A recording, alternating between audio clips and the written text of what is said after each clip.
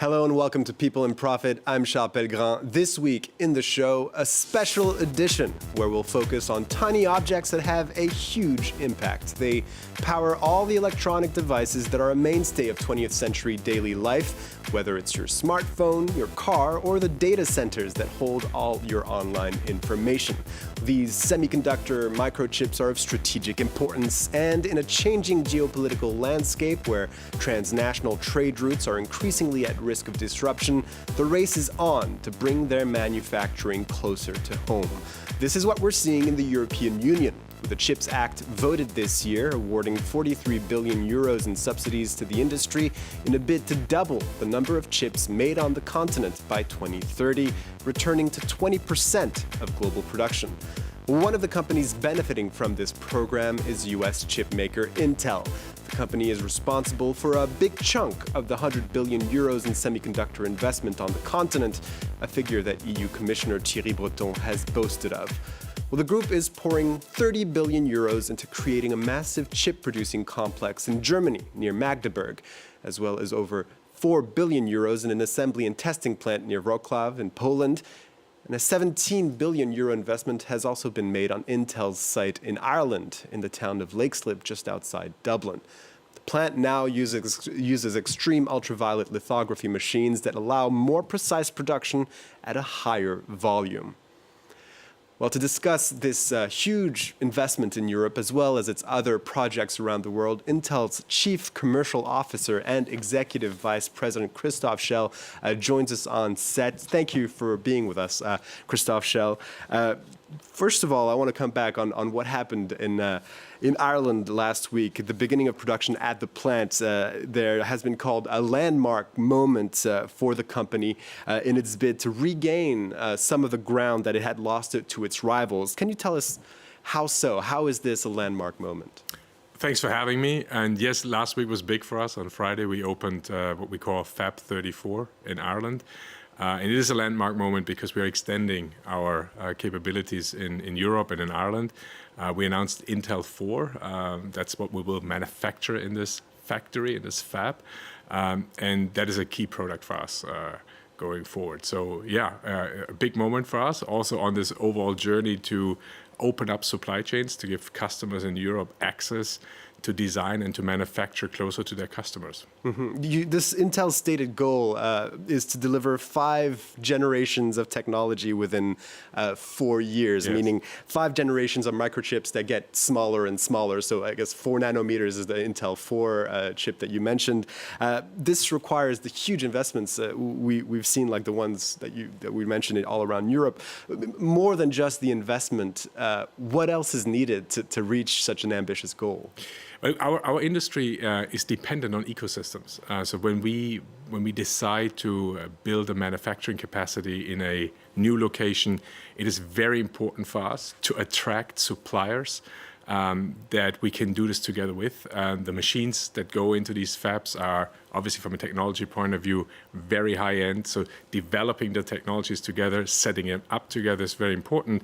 And then manufacturing the wafers is one aspect. Packaging later on the products that we require is another one. And so doing the assembly is yet a third. So you mentioned some of these setups that we have. If you look, for example, into Magdeburg will be a wafer manufacturing site. And then the assembly will be done in Poland. So for us, as an American company, it was very important to look at Europe as one economic zone where we can do, for those customers who want to have it, an end-to-end supply chain within one economic zone. And that's why we are making these investments in Ireland, in Poland, and in Germany. In light of all that, do you think that goal by the EU to reach a market share of microchip production of 20% by 2030 is a realistic one? I think it's a needed one, and I actually hope that our ambitions as a European myself are going to be a little bit higher than just 20%. I think we all experienced during the COVID years what it means if we are not in control of our supply chain, if we're dependent on individual components being made available or not. I think many of us experience constraints in different vertical segments. The PC industry, the car industry, we could go on. And I think we need to learn from that, and we need to make sure that we have more resilient supply chains going forward. That is at the heart of Intel's IDM 2.0 strategy. And just as a reminder, the shortages you mentioned that happened during the pandemic, is during the pandemic with all the disruption we saw on factory sites and everything, it really exposed the microchips industry's reliance on East Asian supply chains, correct? It is true that today a lot of the microprocessors do come out of Asia. With an increase in demand for these semi-products going forward, I think it's important that we not only design more capacity for these nodes, you mentioned 5 and 4 already, but also the location, giving us a little bit more flexibility, giving the industries a little bit more flexibility of where they want to design, where they want to manufacture, where they want to have the packaging done. So I think this is all about getting choice points to our customers. Mm-hmm. The impulse behind the CHIPS Act, we mentioned it, was whether in the EU or the US, was the semiconductor shortage during the pandemic, which really underlined the dominance of East Asia. Would you say this has been, in a way, a bit of a lifeline for Intel that had perhaps fallen behind some of its competitors, that suddenly this change or this realization gave Intel an opportunity? I actually think that we were very much part of orchestrating the opportunity. I think we sat down with governments, sat down with our customers and said, listen, we are open to opening our foundry up to third parties. In the past, Intel was mainly focusing our foundry efforts for ourselves, for the products that we manufacture on the CPU or GPU side. And we decided, okay, let's open that up. And that was one key decision. The second key decision is, where do we open it up? And so I think this is where we then started to have good engagements with customers, with governments, in order to break open these very entrenched supply chains that we already described, that we experienced during the COVID years. And then when we talk about subsidies, this is an industry that has been benefiting from subsidies since the 70s of the last century. I don't like to talk about subsidies. These are investments. Ultimately, we will get investments from governments in order to remove a dependency that we have today in this industry on certain locations, to open that up and to have different economic zones participate. Talking about the environment that you're investing here in Europe, one of the big challenges in many industries, but especially in tech industries or manufacturing industries, is a skills shortage, especially in French industry. We've talked about it last week, a lot of trouble finding qualified personnel. Has this been an issue? What are you doing to deal with this particular issue? I actually think it's one of the reasons why we decided to invest where we are investing in Europe as well. We do like the access to talent. Intel has for years already a very high engagement on the R&D side with companies in France and also with CEA in France. So that's a partnership that we really enjoy, something that we want to build on.